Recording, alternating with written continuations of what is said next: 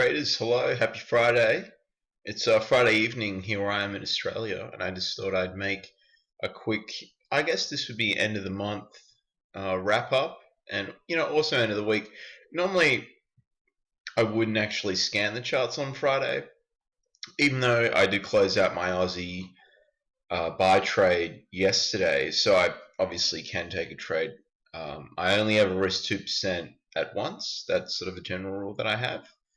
Unless it's, I really try and keep to that. I try my very best. But yeah, I just wanted to scan the charts and see what's going on. Let's go to the euro. Euro. There was no trade there on the CAD as well. There's, I'm more of a trend trader.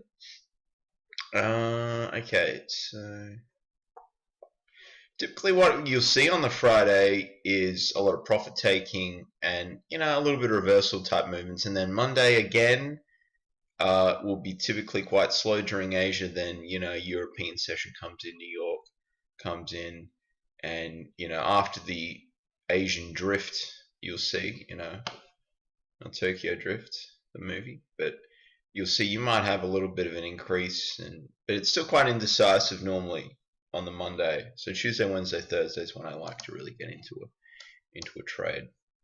So long weekend, woo! Okay, so the daily, interesting. So it's still got some expansion. It's pretty extended though. So I'd like it to see just go sideways for a while and just ease off before I don't see anything. Like for me, this is concerning. So obviously I could put in a buy order here on like a Tuesday above the high, but if we haven't had anything exceed that, it's it's sort of a pointless exercise nearly, so I'm not really interested in that. The pound, hey governor. Oh, the shitty accent again. Yeah, so a little bit choppy. That's a point of concern. Obviously it's major resistance there and it's retraced. Daily, how's that look? Not too, a little bit sideways for my liking, so nothing really looking tradable currently. And the Aussie dollar, I got a little bit concerned. It was during the Asian session yesterday in the morning. It was like 7:30ish or so. I think it might have been 8 o'clock. I can find, when did I close that trade down? When did I close that trade down? Okay, so 4 in the morning. Okay, it was really early. I think my computer's not, so that's actually, I think, incorrect though. It's on the 27th. Dude, that was a Thursday. Yeah, see, I was working at, it would have been 10 in the morning, so I wasn't up. I think it's 3 hours too slow, my computer, so 7:03. So I was just a little concerned about how it was looking, so that's why I closed it out. Let's try not. Whenever I trade, I occasionally hit the pause button, but I didn't do that this time. So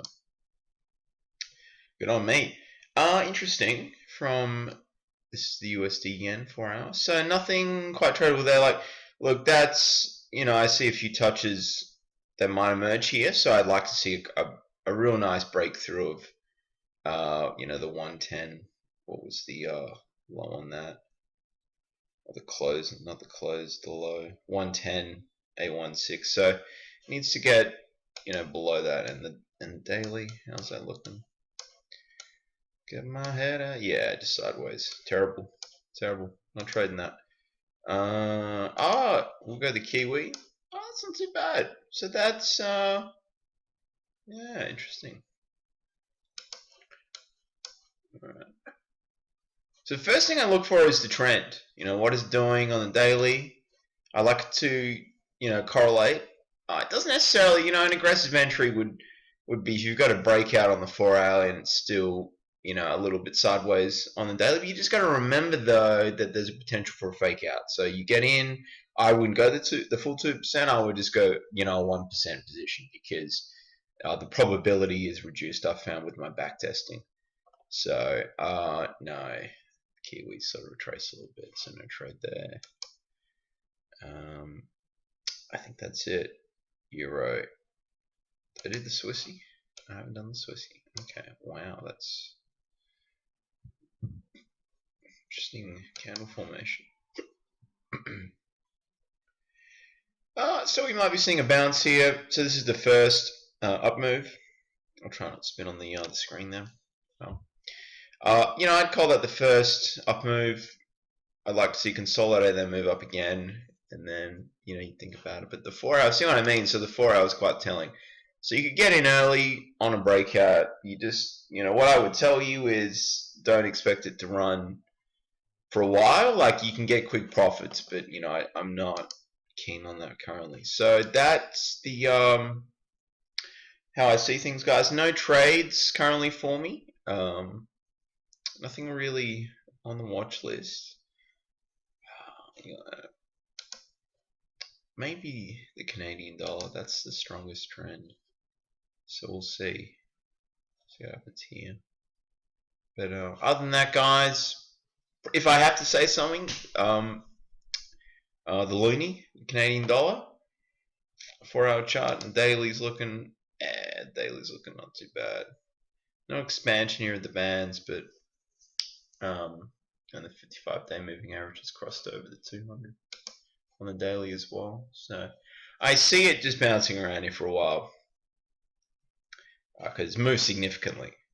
It's the buyers are going to see some value in this soon. So I mean, the U.S. government and everything, it seems pretty abysmal. The communications cat that Donald Trump hired 5 days in, he's disturbing the peace. He's talking on CNBC or whatever he did, and it was just crazy. So, God help him. But yeah, so something to watch. I'd say this is probably it, guys, because we've got the best correlation between the daily downtrend and the 4 hour downtrend. So that's a little more steady. It's more established. And but we'll see how it plays out here come Monday, Tuesday. Tuesday I'll be reviewing 10, so maybe if it can trade a bit lower. Guys, thanks for watching, and I'll do some back testing. It's Friday night, but sacrifices have to be made to get better.